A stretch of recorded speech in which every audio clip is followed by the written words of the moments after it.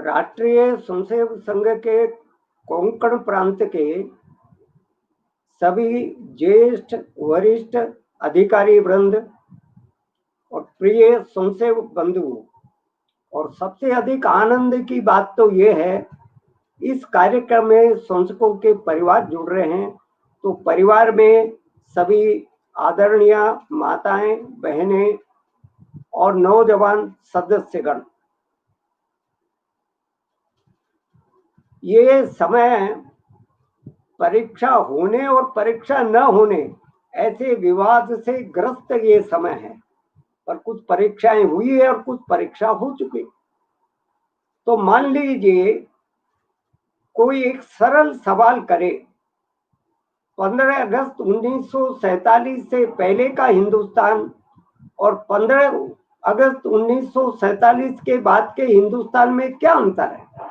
आजकल objective type questions का जमाना है ना, तो कोई भी उत्तर दे देगा इसके लिए।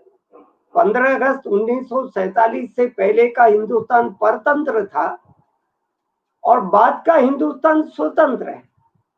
ये उत्तर सुनने के बाद में अगला प्रश्न किया कि परतंत्र और स्वतंत्र, इन दो शब्दों में क्या अंतर है।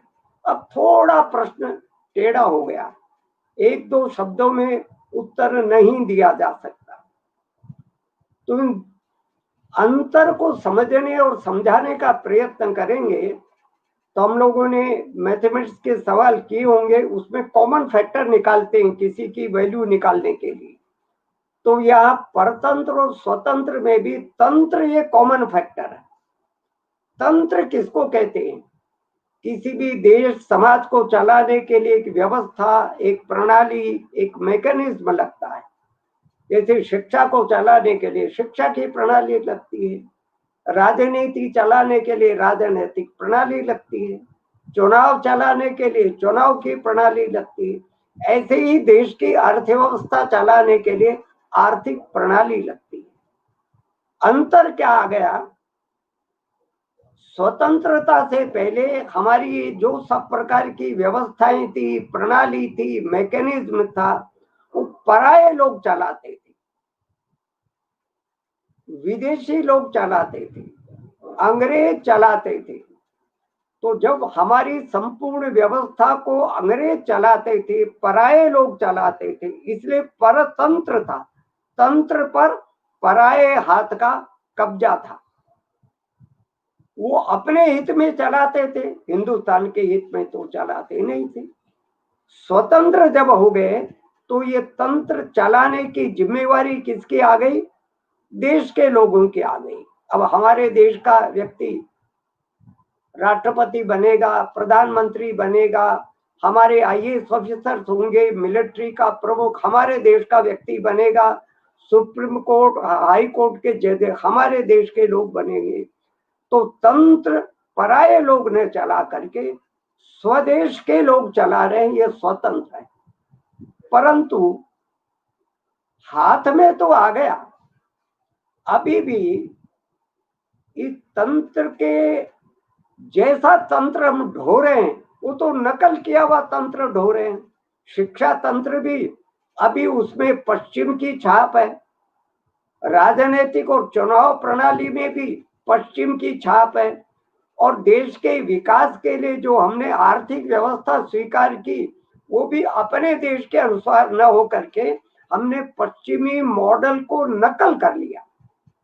इसलिए अपने देश में ये अनुभव आ रहा है कि समस्याएं सुलझने की बजाय समस्या उलझ रही है। इतने हमारे पूजनीय श्री गुरु जी ने, पंडित दीनदयाल उपाध्याय ने, दत्तोपंत ठेंगड़ी ने हमारे सामने ये विषय रखा, और श्रद्धेय सुदर्शन जी तो बहुत विस्तार के साथ ये विषय रखते थे। देश के विकास का स्वदेशी रास्ता अपने को तलाशा है, भारतीय रास्ता अपने को तलाशना है। सवाल हमारे, समस्याएं हमारे, उसके उत्तर बाहर कैसे ढूंढेंगे?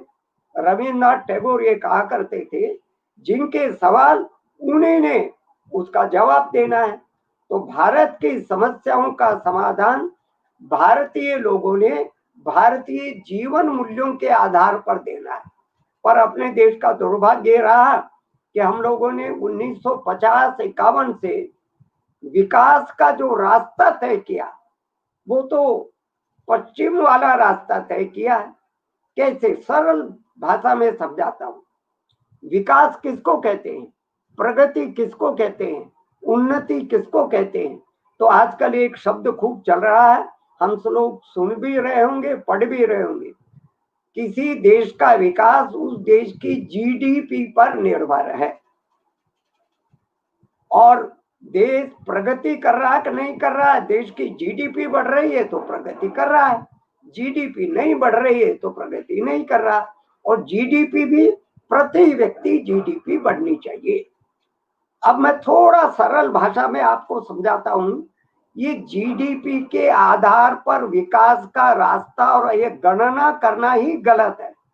जीडीपी किसको कहते हैं?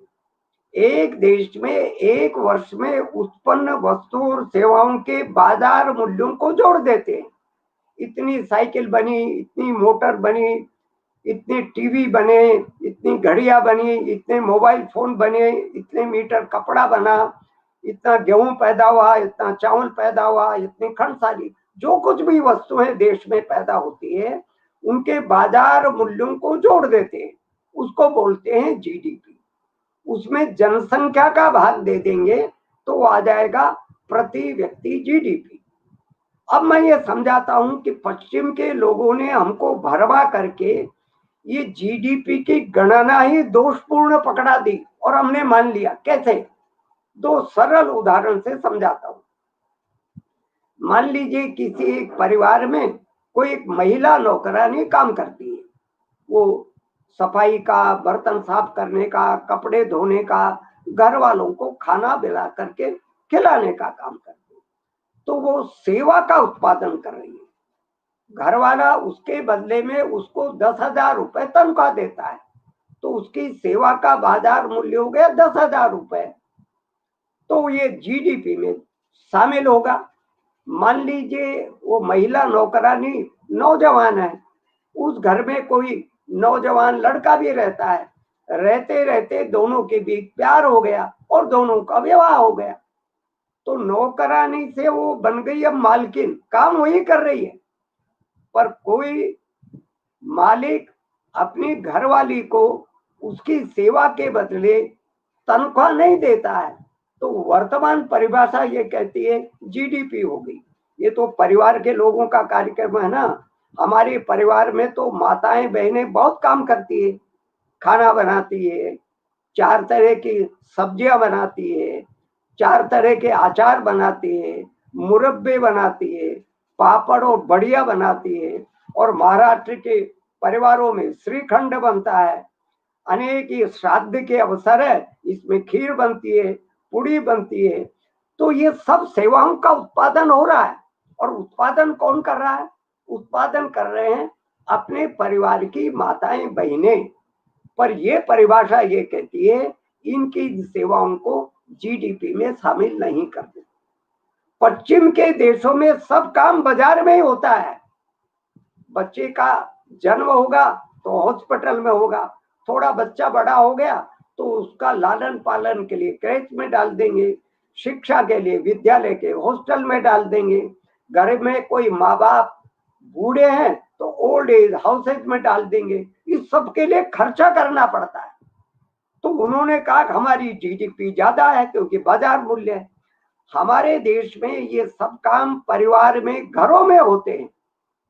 बच्चों का लालन पालन घर में होता है, शिक्षा दीक्षा के लिए घर वाले चिंता करते हैं, और परिवार में जो बूढ़े होते हैं उनकी सेवा शुश्रूषा घर वाले करते हैं। इसको आज की भाषा में बोलते हैं सोशल सिक्योरिटी मेजर। पश्चिम के देशों में ये सब काम बाजार में होता है, इससे उनकी मार्केट वैल्यू, बाजार का मूल्य ज्यादा हो गया। इसलिए उन्होंने कहा हमारी जीडीपी ज्यादा है, हम तुम्हारी तुलना में विकसित है। इसलिए आज के समय में अपने को विचार करना है, इस परिभाषा को स्वीकार करके इस विकास के रास्ते पर चलना या नहीं चलना। और ये विकास दे क्या रहा है? अब तो पश्चिम के भी विद्वान और संयुक्त राष्ट्र संघ की एक संस्था है जो हर वर्ष एक रिपोर्ट प्रकाशित करती है, ह्यूमन डेवलपमेंट रिपोर्ट। 1996 की रिपोर्ट में उन्होंने स्वीकार किया जिस विकास के मॉडल पर, विकास के रास्ते पर दुनिया चल रही है, वो दे क्या रहा है? तो वो कह रहा है रोजगार विहीन विकास। विकास तो हो रहा है, आजकल अखबारों में, टीवी पर ग्रोथ रेट की खूब चर्चा हो रही है ना। हमारे ग्रोथ रेट के बारे में कह रहे हैं वो 24% डाउन चलेगी, ग्रोथ रेट बढ़ना चाहिए। तो पर वो क्या कहता है, ग्रोथ तो हो रही है, विकास तो रोजगार विहीन, यानी लोग बेरोजगार ज्यादा हो रहे हैं, और ऐसे विकास को क्या करेंगे? फिर वो कहती है रिपोर्ट, ये कैसा विकास है? ये निष्ठुर विकास है, ये मूक विकास है, ये जड़हीन विकास है। अर्थात विकास के नाम पर देश के लोगों को, समाज के लोगों को उनकी जड़ों से, उनके जीवन मूल्यों से, उनकी संस्कृति से, उनकी परंपराओं से काट देते। ऐसे विकास का क्या फायदा है? और अंत में उसने कह दिया ये विकास भविष्यहीन विकास, इसका कोई फ्यूचर नहीं है, कोई भविष्य नहीं है। आगे आने वाली पीढ़ियों के सामने बड़ा संकट खड़ा होने वाला है, इस विकास के रास्ते पर चलेंगे। इसलिए अपने अधिकारियों ने हमको समझाया, बताया। भारत के और भी अनेक विद्वानों ने ये कहा, भारत को भारतीय दृष्टि से विकास का रास्ता खोजना चाहिए। राष्ट्रीय स्वयंसेवक संघ में हम हर दिन प्रार्थना बोलते हैं, और प्रार्थना में हमने विकास को क्या कहा है? तो विकास को कहा परम वैभवम नेतुमेत स्वराष्ट्रम। हम क्या काम कर रहे हैं, क्या करना चाहते हैं? हम अपने राष्ट्र को, अपने देश को परम वैभव पर पहुंचाना चाहते हैं। उसी को आज की भाषा में डेवलपमेंट कहते हैं, विकास कहते हैं। हमारे यहाँ परम वैभव की कल्पना की गई। हमारी परम वैभव की कल्पना में क्या बातें? कुछ बातों का मैं संक्षेप में उल्लेख करूंगा। हमारे परम वैभव में हमको बताया गया केवल भौतिक उन्नति से काम नहीं चलेगा। आपने बहुत सारी सड़कें बना ली, बिजली घर बना लिए, मोटरें बना ली, मोबाइल ज्यादा हो गया, भौतिक संपन्नता खूब हो गई, पर भौतिक संपन्नता के कारण से अनेक प्रकार के दोष समाज जीवन में आ जाते हैं। तो केवल भौतिक संपन्नता को आवश्यक तो माना हमने, पर पर्याप्त नहीं माना। इसलिए संघ की प्रार्थना में हमने कहा कि हमने अपने देश का समुत्कर्ष भी करना है और निश्रेयस भी करना है, जिसको सरल भाषा में हम कह सकते हैं हमारे देश की भौतिक उन्नति भी होनी चाहिए, अर्थात धन धान्य भी पैदा होना चाहिए, खूब तरह का उत्पादन भी होना चाहिए, लोगों की आय भी बढ़नी चाहिए, पर साथ ही साथ निश्रेयस का अर्थ है आध्यात्मिक उन्नति भी होना चाहिए। जिन देशों ने आध्यात्मिक उन्नति की ओर ध्यान नहीं दिया, केवल भौतिक उन्नति के पीछे पड़े रहे, उनका क्या हाल है? वहां परिवारों का विघटन हो रहा है, तनावग्रस्त है, अवसाद में, डिप्रेशन में चले गए, रात को नींद नहीं आती, सामाजिक सरोकार नहीं रहा, आपस का स्नेह, आत्मीयता, प्रेम ये समाप्त हो गया। इसलिए हमने कहा हम एक ऐसा रास्ता चुनेंगे जिसमें भौतिक उन्नति भी होगी और जिसमें आध्यात्मिक उन्नति भी होगी। इसको मुझे समझाना हो, दो तरह के मॉडल है, एक लंका का मॉडल है और एक अयोध्या का मॉडल है। अपने को तय करना कौन सा चुनना। अब लंका के बारे में वर्णन हम सब लोग पढ़ते हैं, आजकल सीरियल भी देखा होगा, सब लोगों ने लॉकडाउन के दौरान में फिर से देखा होगा। लंका के भौतिक उन्नति की तो कोई कमी नहीं थी, वो तो सोने की लंका थी ना। आज की भाषा में कहे तो वहां का ग्रोथ रेट मैक्सिमम था ना, अधिकतम था ना। वहां के लोगों के आय का कोई सीमा ही नहीं थी ना। रावण ने तो कुबेर को ला करके लंका में बंदी कर लिया था, कुबेर का खजाना आ गया था, परंतु चैन मिला क्या, सुख मिला क्या, नैतिकता आई क्या? नैतिकता का क्रमशः पतन होता चला गया। इसीलिए तो भगवान राम ने लंका विजय करने के बाद में भी लंका में बसने का मन नहीं बनाया, लंका को अपने राज्य में शामिल करने का नहीं मन बनाया। और वो कहा ना, अपि स्वर्णमयी लंका न में लक्ष्मण रोचते। हे लक्ष्मण, ये लंका स्वर्णमयी है, अर्थात धन धान्य से परिपूर्ण है, ग्रोथ रेट के हिसाब से सबसे ज्यादा है इसमें। इतनी ज्यादा होने के बावजूद भी ये मुझे पसंद नहीं है। तो पसंद क्या? अयोध्या। अयोध्या क्यों पसंद है? अयोध्या के बारे में, राम राज्य के बारे में वर्णन आता है। दैहिक, दैविक, भौतिक ताप, तीनों प्रकार के ताप अयोध्या की प्रजा को नहीं था। तो न शारीरिक कष्ट था, न दैवीय कष्ट था, न भौतिक संपत्ति की कमी थी। क्यों? क्योंकि वहां एक आध्यात्मिक विषय बनाया गया था, आध्यात्मिक वातावरण बनाया गया था, सबको प्रेम से, स्नेह से मिलकर के चलना। इसलिए हमको लंका मॉडल पर न जाकर के अयोध्या मॉडल पर जाना है, अर्थात भौतिक और आध्यात्मिक उन्नति दोनों को मिला है। अब ये इस प्रकार का जो विकास का रास्ता अपनाएंगे, उसकी कुछ और मुख्य बातें हैं जिसको समझना हमारे लिए आवश्यक है। कुल मिलाकर के हमारे परम वैभव का मुख्य लक्ष्य क्या होगा और कुल मिलाकर उद्देश्य क्या होगा? तो हमारे यहाँ तो वर्षों से हमारे शास्त्रों में हमारे मनीषियों ने कहा कि मनुष्य को और समाज को 4 पुरुषार्थों को प्राप्त करने का प्रयत्न करना चाहिए। धर्म, अर्थ, काम, मोक्ष। मोक्ष को अपन अभी छोड़ देते हैं, तो त्रिवर्ग का बड़ा महत्व है ना, धर्म, अर्थ और काम। कमाने और खाने को मना नहीं किया हमारे शास्त्रों ने, हमारे मनुष्यों ने, हमारे विद्वानों ने, हमारे चिंतकों ने। खूब कमाना है और उपभोग भी करना है, परंतु कमाने और उपभोग करने दोनों किस मार्ग से होना चाहिए, इसका महत्व है। का धर्म के मार्ग से होना चाहिए। धर्म को भी हमारे यहाँ गलत अर्थ में प्रस्तुत कर दिया। धर्म का अर्थ पूजा पाठ नहीं है।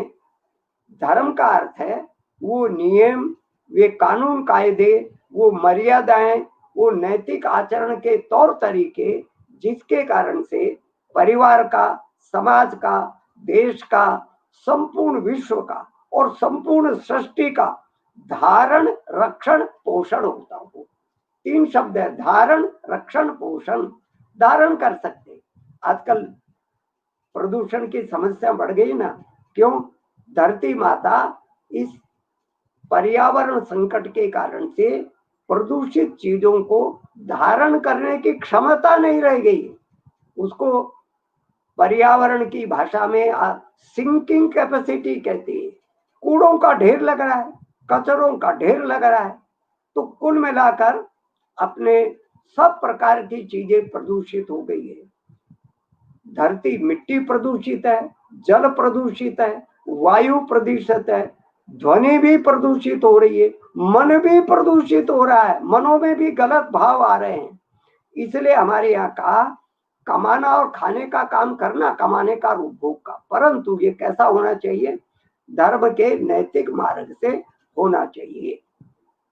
और इसलिए हमारी प्रार्थना में हमने कहा परम वैभव हम प्राप्त करेंगे। कैसे? विधायास्य धर्मस्य संरक्षणम। परम वैभव गलत रास्ते से प्राप्त नहीं करेंगे, घोटाला करके, कालाबाजारी करके, चोरी डकैती करके, दूसरे को लूट करके, सता करके, ऐसा धन कमाना नहीं है। तो उसके लिए धर्म का मार्ग अपनाना, ये पहली बात हमारे मनुष्यों ने हमको बताई उद्देश्य के लिए। बहुत विस्तार के साथ अपने यहाँ पर इसका वर्णन मिलता है। फिर दूसरी बात बताई, आखिर कुल मिलाकर हम ये विकास करना क्यों चाहते हैं? तो सुख प्राप्त करने के लिए करना चाहते हैं ना। इसलिए हमारे यहाँ तो कहा ना, सर्वे भवन्तु सुखिनः सर्वे सन्तु निरामयाः सर्वे भद्राणि पश्यन्तु मा कश्चित् दुःख भावयेत्। तो सुख के बारे में हमारे यहाँ क्या कहा गया? केवल अपना नहीं सुख, स्वार्थ का सुख नहीं, केवल अपने परिवार का सुख नहीं, केवल अपने इलाके का, अपने प्रांत का सुख नहीं, केवल अपने देश का भी सुख नहीं, सर्वे भवन्तु सुखिनः। हम ऐसा विकास का मॉडल प्रस्तुत करेंगे दुनिया के सामने जिसके कारण से समूचे विश्व में रहने वाले लोग वो सुखी हो सके। अब सुख किसको कहते हैं?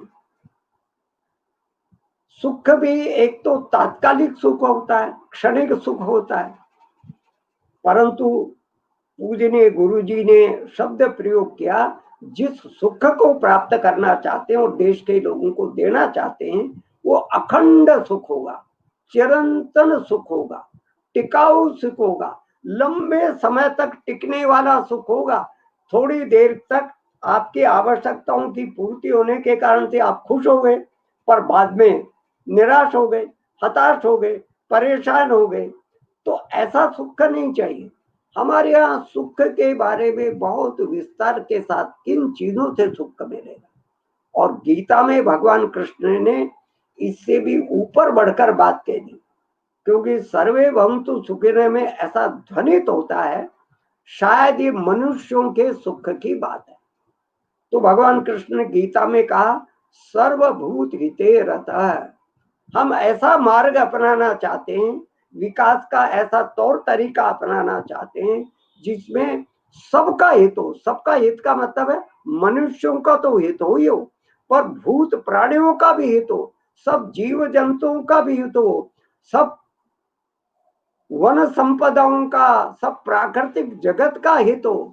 ऐसा होगा तभी तो पर्यावरण की रक्षा हो सकेगी ना, पर्यावरण का संकट है। तो हमारे यहाँ ऐसा रास्ता तलाशने पर जोर दिया गया है जिसके कारण से सबका हो सके। उसके लिए मैं शब्द प्रयोग करता हूं, समग्र सामाजिक सुख। कैसा सुख चाहिए? समग्र सामाजिक, संपूर्ण समाज को, संपूर्ण सृष्टि को, संपूर्ण चराचर जगत को, जड़ चेतन को साथ लेकर उनके हित का रास्ता जिसमें से निकलता हो, वो भारतीय दृष्टि का विकास का परम वैभव का मॉडल है। इसका विचार करना पड़ेगा। अब ऐसा कहने के बाद में कुछ 4-5 मुख्य बातें सरल रूप से जो हो गई, तो इसका मतलब है हम विकास के सही रास्ते पर चल रहे हैं। पहली बात है, भारत की दृष्टि से विकास में सबको रोटी, रोटी यहाँ प्रतीकात्मक शब्द है।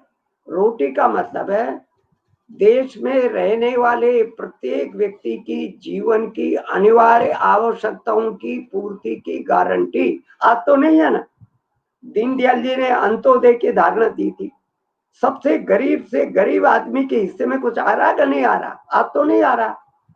इतने वर्षों की योजना और इतने वर्षों की नीतियों के बावजूद भी आज भी अपने देश में 20-25% लोग ऐसे हैं जो गरीबी रेखा के नीचे जीते हैं, अर्थात उनको भरपेट भोजन नहीं मिल पाता, तन ढकने के लिए कपड़ा नहीं है, सर छुपाने के लिए छत नहीं। जीवन की अनिवार्य आवश्यकता है ना, रोटी कपड़ा मकान, ये नहीं मिल रहा।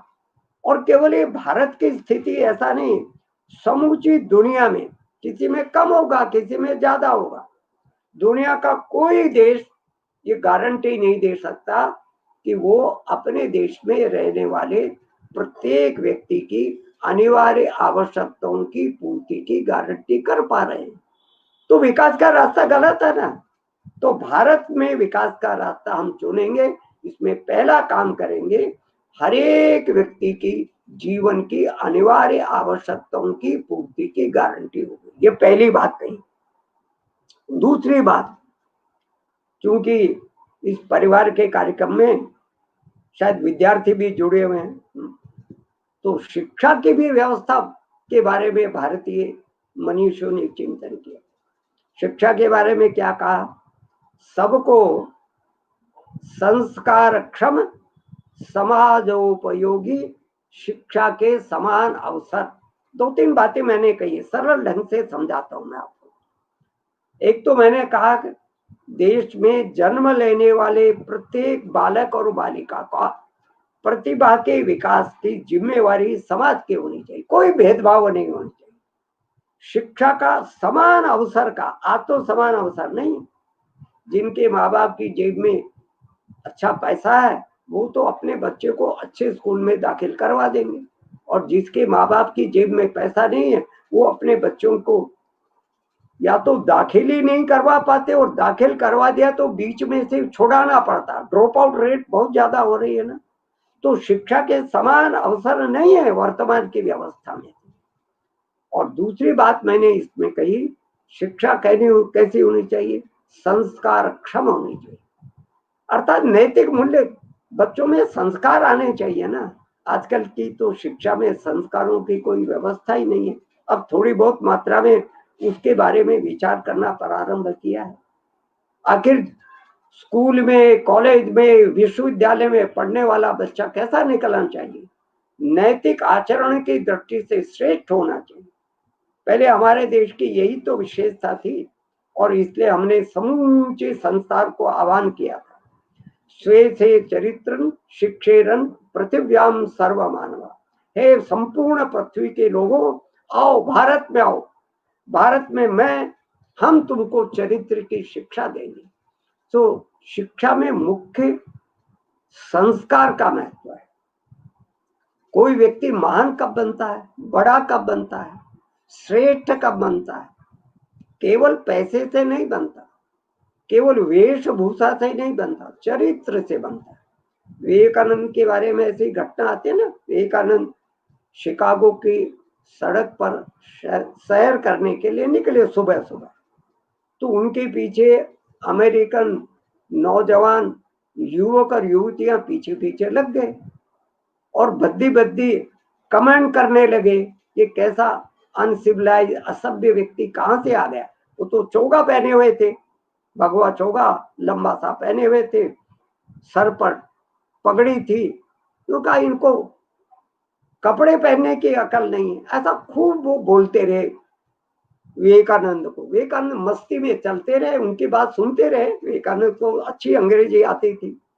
फिर थोड़ी देर के बाद में विवेकानंद रुक गए और कहते हैं रुक करके विवेकानंद ने अर्धव्रत कहा। अर्धव्रत किया जिसको अंग्रेजी में अबाउट टर्न कहते हैं, यानी बच्चों की तरफ घूमे और घूम करके देखा। हट्टा कट्टा शरीर था विवेकानंद का। इन बच्चों को लगा शायद ये अब हमको मारेगा, पर मारा नहीं। विवेकानंद ने इतिहास प्रसिद्ध वाक्य कहा, listen, in your country a tailor can make a man great, but in my country from where I have come it is the character and character only which makes a man great. अरे सुनो, तुम्हारे देश में तो दर्जी व्यक्ति को महान और बड़ा बना देता होगा, सूट बूटेड टाई वाई लगा दी, पैंट कोट पहन लिया, पर मेरे देश में जहां से मैं आया हूं केवल और केवल चरित्र है जो व्यक्ति को महान बना। विवेकानंद के इस वाक्य को सुनकर वो सब बच्चे पैरों में पड़ गए और उन्होंने माफी मांगी कि हमसे भूल हो गई, क्षमा करें। तो हमारी शिक्षा में संस्कारों पर जोर होना चाहिए। फिर शिक्षा कैसे होनी चाहिए, समाज के लिए उपयोगी होनी चाहिए ना। हमारे समाज को कैसी शिक्षा चाहिए, हमारे ग्रामीण क्षेत्र की क्या समस्या है, हमारे वनवासी क्षेत्र की क्या समस्या है, हमारे शहरी क्षेत्र की क्या समस्या है, नौजवानों की क्या समस्या है, वृद्धों की क्या समस्या है, किसानों की क्या समस्या है, मजदूरों की क्या समस्या है, व्यापारियों की क्या समस्या है। उन समस्याओं का समाधान दे सकने के गुण बताने वाली, सिद्धांत बताने वाली, नीति बताने वाली ऐसी शिक्षा चाहिए ना, तब तो वो समाज के लिए उपयोगी होगी। पर आप भारत का भूगोल न पढ़ा करके उनको केवल विदेशी भूगोल पढ़ा रहे हैं, भारत के प्राकृतिक संसाधनों के बारे में न बता करके केवल विदेशी संसाधन बता रहे हैं, तो भारत के लिए तो उपयोगी नहीं है ना। इसलिए समाज के लिए उपयोगी शिक्षा चाहिए। इसलिए शिक्षा का पाठ्यक्रम बदलना पड़ेगा, शिक्षा की रचना बदलनी पड़ेगी, शिक्षा के तौर तरीके बदलने पड़ेंगे, शिक्षा की पुस्तकें बदलनी पड़ेगी, शिक्षा देने और लेने के प्रकार बदलने पड़ेंगे। तो इस भारत के दृष्टि से विकास में दूसरे महत्व की बात है ये शिक्षा, मैंने कहा। और तीसरे महत्व की बात है सबको स्वास्थ्य। अब मैं जब ये सबको स्वास्थ्य बोलते हैं तो कई लोग मुझे कहते हैं साहब ये तो सरकार भी बोल रही है ना हेल्थ फॉर ऑल, पर सरकार का स्वास्थ्य की कल्पना अधूरी है। हमारे यहाँ 3 प्रकार का स्वास्थ्य बताया है। पहला स्वास्थ्य शारीरिक स्वास्थ्य, शरीर स्वस्थ रहना चाहिए, जिसको अंग्रेजी में फिजिकल हेल्थ कहते हैं। इस पर अपना देश ने भी ध्यान दे रहा है कुछ मात्रा में, दुनिया के देश भी, यानी फिजिकल हेल्थ पर ध्यान है। पर दूसरा स्वास्थ्य मानसिक स्वास्थ्य। अब शिक्षा तो प्राप्त कर रहे हैं, बहुत बार अनेक बच्चे कहते हैं साहब मेरा पढ़ाई में मन नहीं लग रहा। अरे क्यों नहीं लग रहा मन? बहुत अच्छे अच्छे शिक्षित व्यक्ति भी डिप्रेशन के शिकार है ना, अवसाद के शिकार है ना, तनाव के शिकार है ना, नींद नहीं आती ये है ना। ऐसे बहुत सारे उदाहरण हम लोग देखते हैं ना। पढ़ा लिखा अच्छा है, शरीर भी हट्टा कट्टा है, परंतु उसने फांसी का फंदा लगा करके आत्महत्या कर ली। क्यों? ध्यान में आया मन खराब था, मन नहीं लग रहा था, मन शांत नहीं था, परिवार से जो प्रेम और स्नेह और आत्मीयता मिलनी चाहिए थी वो नहीं मिल रही थी। तो इसलिए हमारे यहाँ जैसा शारीरिक स्वास्थ्य पर जोर दिया, उतना ही ज्यादा मानसिक स्वास्थ्य पर जोर दिया। और तीसरे स्वास्थ्य की बात केवल और केवल भारत ने की, वो है भावनात्मक स्वास्थ्य। भावना ठीक रहनी चाहिए ना, भावना ही अशुद्ध है तो व्यवहार भी गलत होगा ना। ये जितने बलात्कार के कांड हो रहे, क्यों हो रहे हैं? पहले व्यक्ति के मन की भावना दूषित होती है, उसके कारण से बलात्कार का कांड होता है। ये पर्यावरण को खराब करें, सड़क पर चलते चलते हम प्रदूषण करने वाली थैलियों को फेंक देते हैं, क्यों? भावना गलत है, इसके कारण से हो रही है। इसलिए ज्यादा विस्तार में मैं नहीं जाऊंगा। तीसरे प्रकार का स्वास्थ्य भावनात्मक। इसलिए भारत की दृष्टि से जो विकास की संकल्पना, परम वैभव की कल्पना हम कर रहे हैं, उसमें तीनों प्रकार का स्वास्थ्य ठीक हो, इस पर जोर देंगे। और 2 बातें अपने यहां पर कही। स्वास्थ्य की 2 प्रकार की पद्धति बताई गई। एक निरोधात्मक स्वास्थ्य पद्धति, अर्थात अब बीमार ही ना पड़ो। स्वास्थ्य के उन असूलों का, उन नियमों का, उन तौर तरीकों का पालन करो। और वो क्या है? आहार, विहार और व्यवहार, ये ठीक हो रहना चाहिए ना। आजकल कोरोना काल में तो काफी जोर दे रहे हैं, आहार शुद्ध होना चाहिए ना, बाजार की गंदी सदी चीजें मंगाकर नहीं खानी चाहिए ना, घर में माताओं बहनों के हाथ का बना हुआ खाना ही खाना चाहिए, उन्होंने प्रेम से खिलाना चाहिए और खाने वाले ने भी प्रेम से खाना चाहिए। आहार कैसे बनाना, अपने यहाँ तो बहुत विस्तार के साथ शास्त्रों में कहा। आहार बनाते समय परिवार में पहले माताएं बहनें अच्छे अच्छे भजन बोला करती थी, तो भजन का वाइब्रेशन उस भोजन में पहुंच जाता था, गुस्से में नहीं होती थी खाना बनाते हुए। इसलिए माताओं बहनों से मेरी ये प्रार्थना है, खाना बनाते समय आनंद में रहिए। कैसे आपका पकवान है उससे ज्यादा महत्व का यह है खाना कैसे, किस भाव से बना रहे हैं आप, उसका महत्व है। और खाना बनाने में भी आजकल तो बहुत सारा है, बहुत सारे मिर्च मसाले किसका प्रयोग करना, किसका न प्रयोग करना, हमारे यहाँ बहुत उल्लेख है। भोजन सबका समान नहीं हो सकता। बच्चे का भोजन अलग प्रकार का होगा, जवान का भोजन अलग प्रकार का होगा, वृद्धों का भोजन अलग प्रकार का होगा।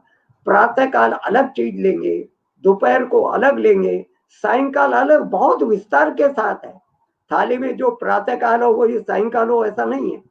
और किस चीज का किस चीज के साथ मेल है, माताएं बहनें पुरानी ज्यादा जानती, और मेरी भी प्रार्थना भी आप सब लोग से, इस भारत के स्वास्थ्य शास्त्र का अध्ययन करिए। उस प्रकार से अगर हमारे यहाँ भोजन आहार शुद्ध हो गया, आहार ठीक हो गया, बहुत सारी बीमारियों से बचे रहेंगे, बीमार ही नहीं होंगे, कुछ परेशानी ही नहीं होगी। ज्यादातर तो गलत आहार के कारण से, गलत प्रकार के आहार से। फिर हमारे यहाँ कहा आहार लेते समय भी तुम्हारा मन प्रसन्न रहना चाहिए। माता बहनों ने बनाया तो बहुत प्यार से प्रेम से, पर भोजन करने वाला गृहस्थ व्यक्ति जल्दी जल्दी में भोजन कर रहा है, तनाव में भोजन कर रहा है, गुस्से में भोजन कर रहा है, भोजन लगेगा क्या उसको? भोजन नहीं लगेगा। जो भी भोजन थाली पर आया है वो प्रेम से, स्नेह से, आनंद से। भगवान कृष्ण ने दुर्योधन का भोजन छोड़ करके वो तो विदुर के यहाँ चले गए, और विदुर की पत्नी तो इतने प्रेम और आनंद में विभोर कर होकर के केले के छिलके भगवान को दे रही थी और केले का गुदा एक तरफ फेंक रही थी, तो भगवान प्रेम से खा रहे थे, क्योंकि दोनों तरफ आनंद था, दोनों तरफ आत्मीयता थी। इसमें से लेना अपने को है, आहार पर ध्यान देना। फिर विहार है। अब विहार तो छूट ही गया है, खासतौर से शहरी इलाके में रहने वाले लोगों का। कोई एक्सरसाइज नहीं होती, प्राणायाम नहीं होता, योग नहीं होता। आजकल कोरोना ने ये थोड़ी बहुत मात्रा में करवाया। तो शरीर स्वस्थ कब रहेगा? शरीर स्वस्थ रहेगा तब जब विहार भी हमारा ठीक रहना चाहिए, व्यवहार भी ठीक रहना। इसको हमारे यहाँ निरोधात्मक स्वास्थ्य पद्धति का। फिर भी बीमार पड़ गए तो इलाज पर जाना पड़ेगा, उसको हमारे यहाँ कहा उपचारात्मक स्वास्थ्य पद्धति, क्यूरेटिव हेल्थ सिस्टम। उपचार करवाना, पर उपचार पर आजकल जोर केवल एलोपैथी पर हो गया ना, इसको भी बदलना पड़ेगा। एक समग्र स्वास्थ्य की प्रणाली अपनाना पड़ेगा। एलोपैथी भी अपनाइए, मना नहीं है, पर आयुर्वेद भी अपनाए ना। आयुर्वेद का तो ये देश जननी है ना, यहीं से आयुर्वेद प्रारंभ हुआ ना। प्राकृतिक चिकित्सा को भी अपनाइए, होम्योपैथी को भी अपनाया, प्राणायाम और योग को भी अपनाइए। तो ये चिकित्सा की समग्र पद्धतियां हैं। बीमार पड़ने पर इन सब पद्धतियों को अपना कर करेंगे तो स्वास्थ्य ठीक होगा। ये तीसरी बात। और चौथी बात बड़े महत्व की है, या मेरे को परिवार के जो नौजवान भाई बहन सुन रहे होंगे उनको ज्यादा पसंद आएगी। भारत की कल्पना के विकास में चौथी जिस बात पर जोर है वो है सबको रोजगार। आजकल तो रोजगार नहीं है ना, बेरोजगार है ना, बेरोजगारी का ही संकट है ना, बेरोजगारी बढ़ रही है ना। और भारत में बढ़ रही है ऐसे नहीं, समूची दुनिया के देशों में बढ़ रही है। कारण है विकास का रास्ता ही गलत चुन लिया। कैसा रास्ता चुना? हमको क्या बताया गया है पश्चिम के लोगों ने?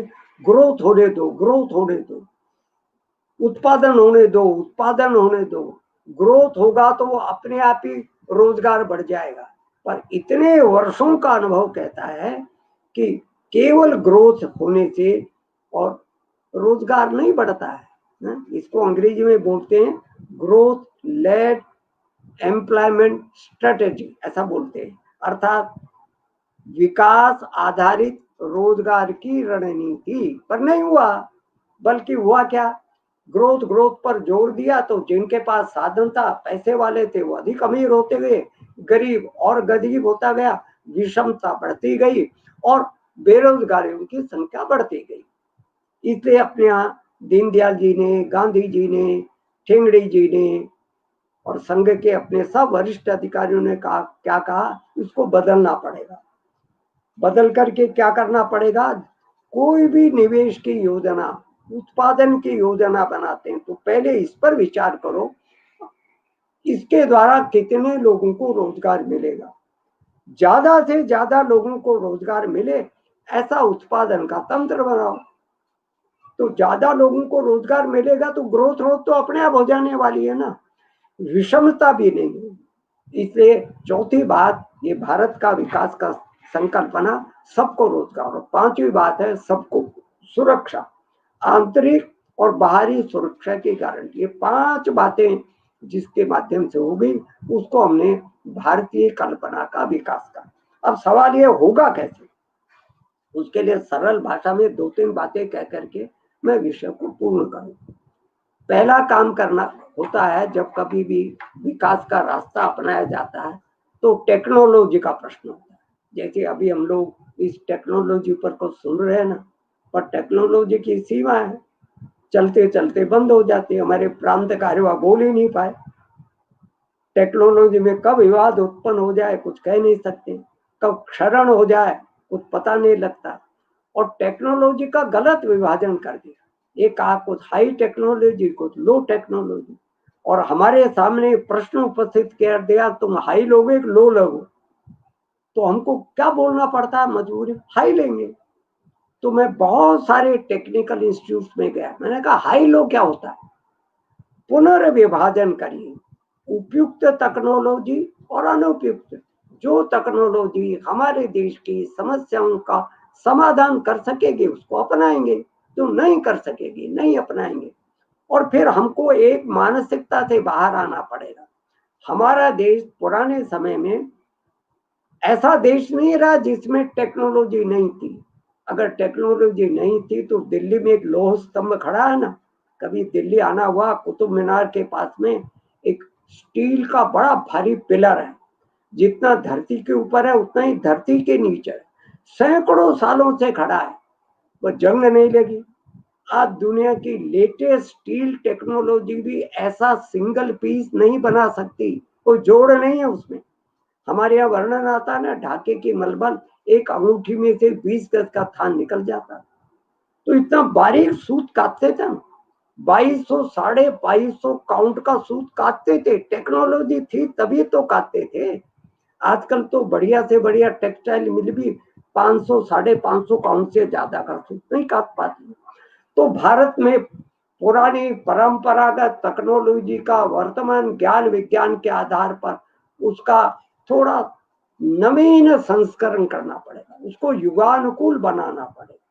पर ऐसा मानने का कोई कारण नहीं।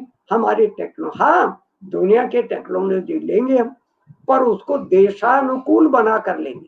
हमारे देश के लिए जैसी आवश्यक होगी, जितनी मात्रा में आवश्यक होगी, उसमें जो परिवर्तन संशोधन करना पड़ा वो करके देंगे।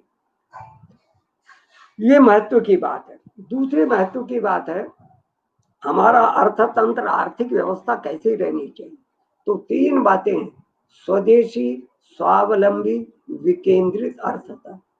स्वदेशी, हम अपने देश का उत्पादन अपने देश के साधनों से अपने देश के लोगों से करें और ज्यादातर अपने देश में बनी हुई चीजों का ही प्रयोग करें। स्वदेशी तो स्वावलंबन अपने आप आ जाएगा ना।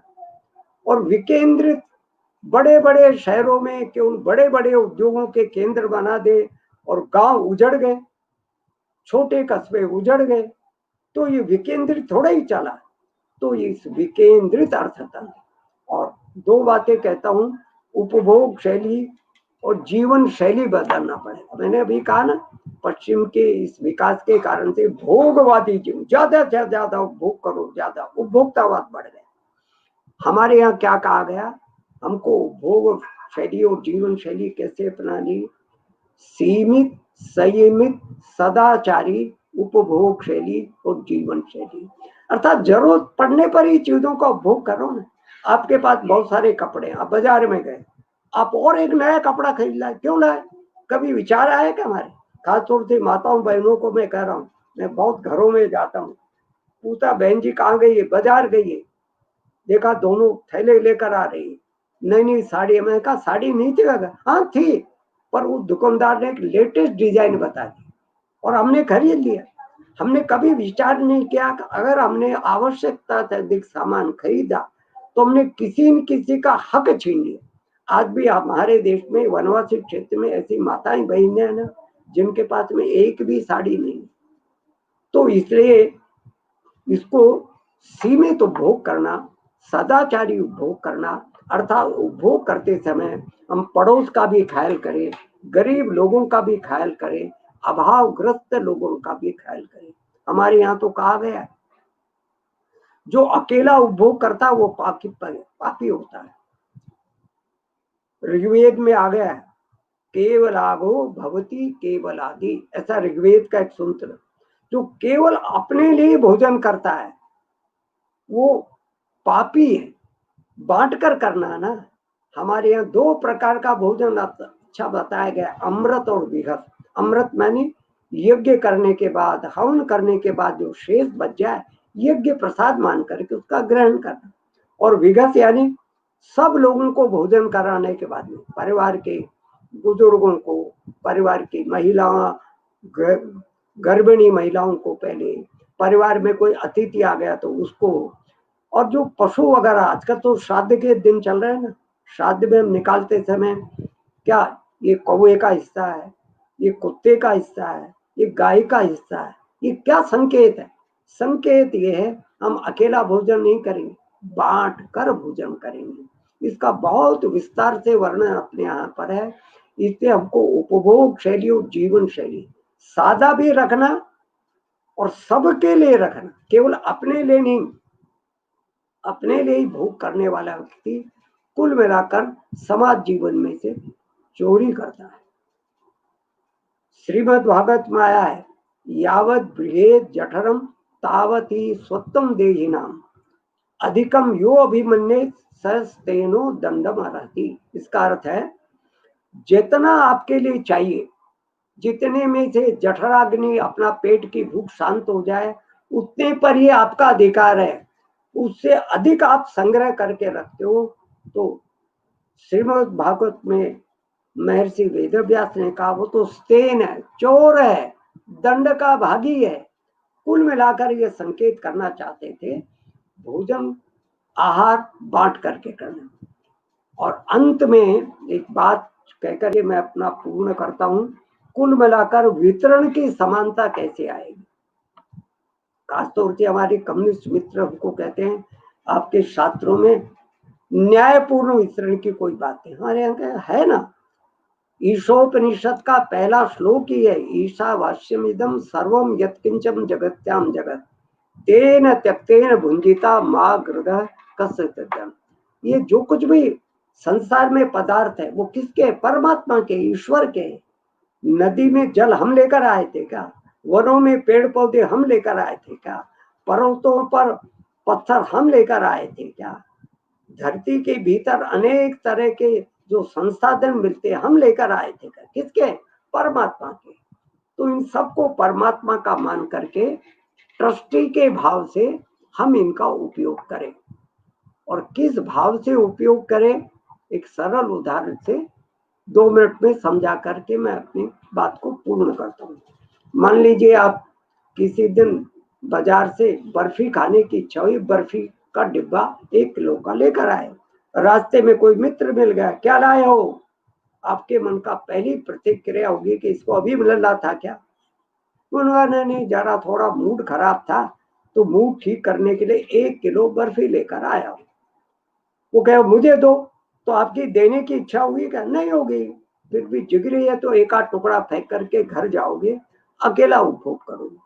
तो अकेला उपभोग कर रहे हैं ना, वही बर्फी आप भगवान के मंदिर में चढ़ाने के लिए ले जा रहे हैं, वही मित्र मिला, क्या लाए हो? आपका जवाब होगा भगवान का प्रसाद। बदल गया ना, आपने अपनी बर्फी नहीं कही, भगवान का प्रसाद मंदिर में जाकर चढ़ाएंगे। पंडित जी उसमें से भगवान का को शेर निकाल, अपना शेर निकाल करके आपको दे देंगे, तो प्रसाद दे दिया ना आपको। प्रसाद का उपभोग किसी ने अकेले नहीं किया है, हमेशा बांट कर करता है। जिसको मिल गया, जितना मिल गया उससे संतुष्ट है, देने वाला भी प्रसन्न, पाने वाला भी संतुष्ट। इसको हमारे यहाँ वितरणात्मक न्याय है। हमारे यहाँ ध्यान, दक्षिणा, परंपराएं, इस श्राद्ध के दिनों में इसको बुलाना, इसको देना, अमावस में इसको देना, ये सब क्या है? समाज अपनी संपत्तियों को, अपनी सामग्रियों को बांटने के लिए रास्ता तलाशता है। तो ऐसा कुल मिला करके हमको अपना विकास का रास्ता तलाशना चाहिए, पश्चिम के विकास के रास्ते से बाहर आना चाहिए। तभी अपने देश का भी मंगल होगा और दुनिया के मंगल के लिए भी हम रास्ता दिखा सकेंगे। बहुत बहुत सबका धन्यवाद।